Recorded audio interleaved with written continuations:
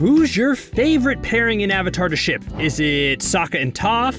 Sokka and the moon? Sokka and his boomerang? Man, Sokka works with everything. But really, there's a fascinating Avatar ship that I just can't get enough of. It's Zuko and Katara. That's right, although the two started off as sworn enemies, am I crazy to think the show seemed to be setting them up as an endgame couple? Come on, it's totally possible. Today in our latest Avatar alternate timeline, I'll run through a few scenarios where Zuko and Katara would have ended up together and cut that big jerk Aang out of the picture. What are we waiting for? Let's get started. Man, this writer's a genius. All I'm saying is, did you ever see Aang jump in front of Azula's lightning to protect Katara? No.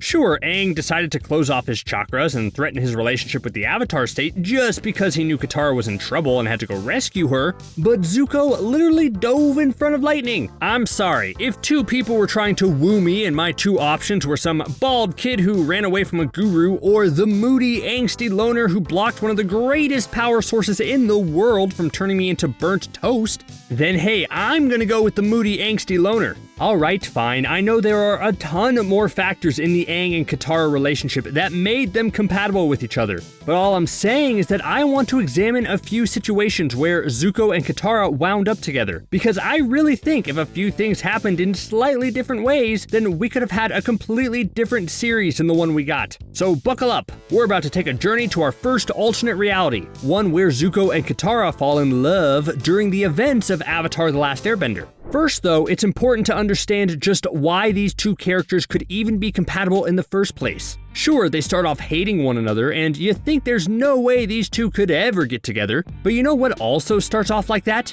Every single romantic comedy ever. It's a natural setup to have two characters despise one another for various reasons, only for their standoffish personalities slowly realize that the other one isn't so bad. Man, yeah, the more I think about it, the more Avatar: The Last Airbender feels like the perfect setup for a rom-com starring Zuko and Katara. Picture it for a second. She's the stubborn and fierce waterbender who hates Zuko because to her, he's the embodiment of the evil Fire Nation that killed her mother when she was young. And he's the troubled and complex Fire Prince, too caught up in finding his honor to really have time for anything else. Throw in a kooky uncle sidekick and a nice and safe guy option for Katara in Aang, and that's like every rom-com ever. I'd watch it, wouldn't you?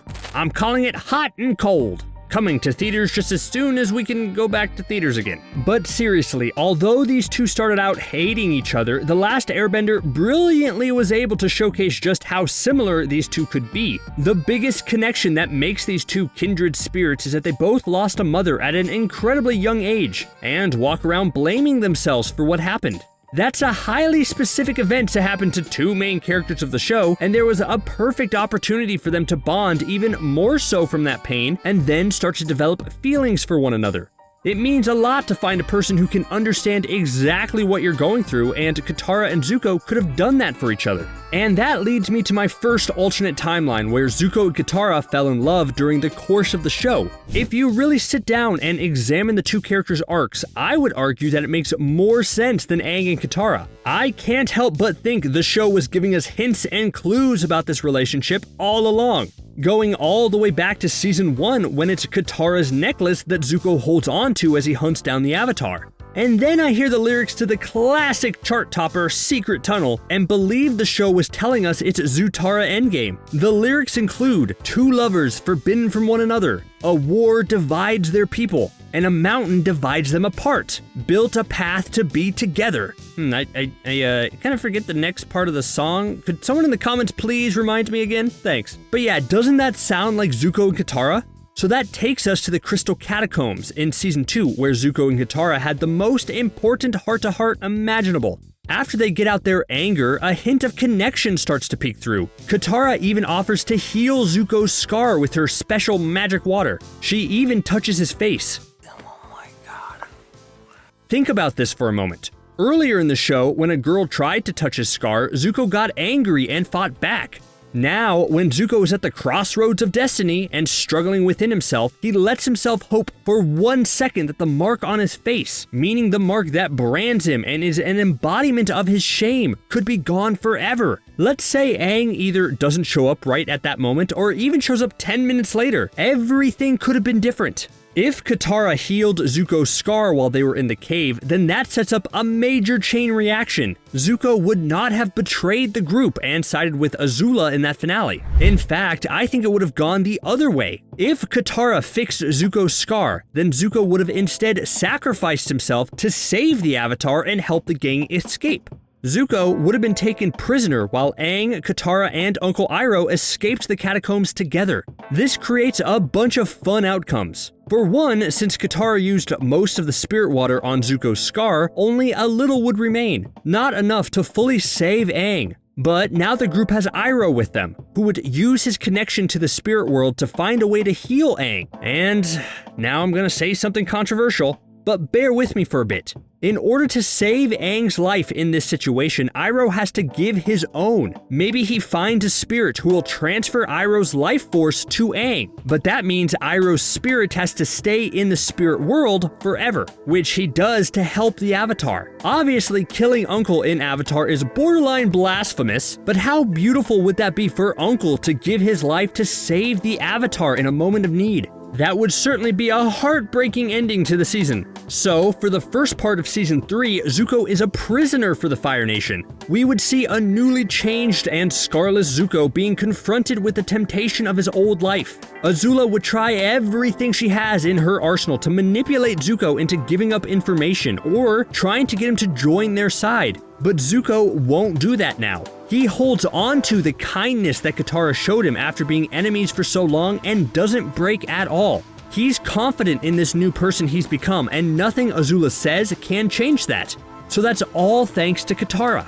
Later on in this timeline, during the Day of Black Sun, things generally happen the same way.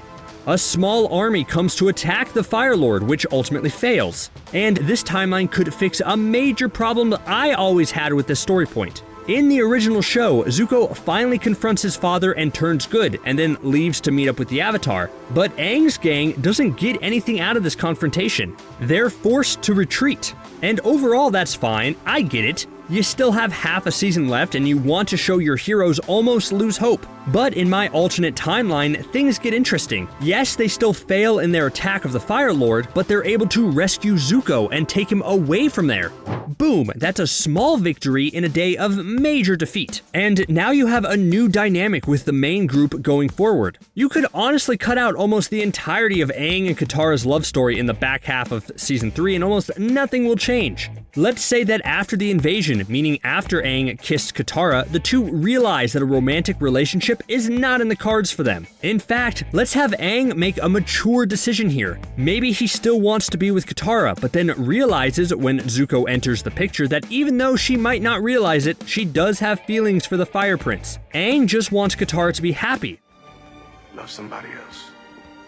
Plus, he's got the whole defeat the Fire Lord, save the world type of problem to deal with, so he's got a lot on his mind. This would create an interesting parallel between Aang and Zuko as well. Zuko starts the series honor-bound and is blinded by it to ignore everything else. Now you have Aang ending the series honor-bound to defeat the Fire Lord and not have time for a personal connection. When I see what desire does to people, what it's done to this country, I am very glad to have no part in it.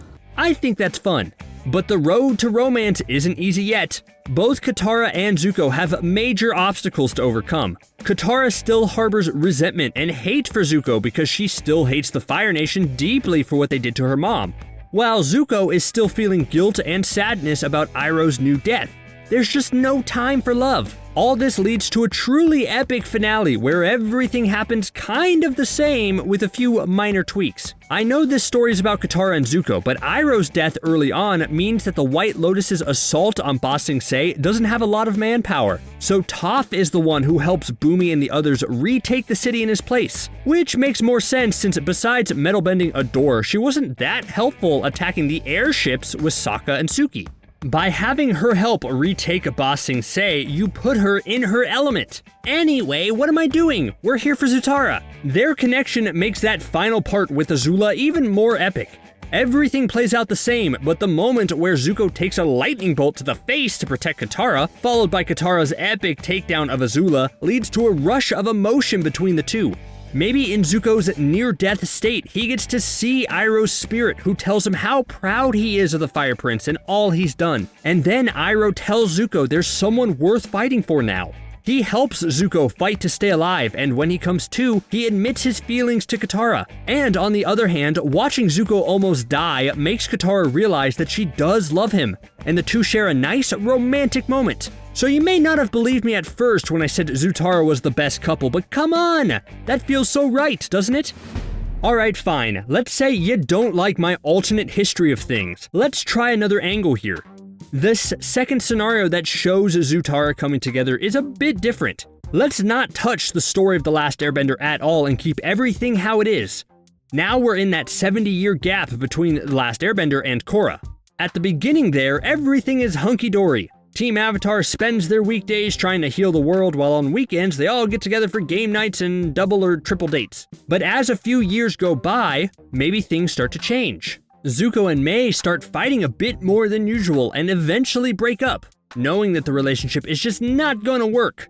That one is least surprising. I honestly think Zuko and Mei are just too similar to work long term. Let's be nice and say they part on good terms. But now let's switch over to Katara and Aang. I think actually being a couple long term will highlight the problems with the relationship that were presented in the show. Without a huge threat to the world to quest after, Aang and Katara work way better as friends. Throughout the entire show, we see Katara teach Aang, nag Aang, and encourage Aang to be his best self. That seems more like a close friend than a romantic partner.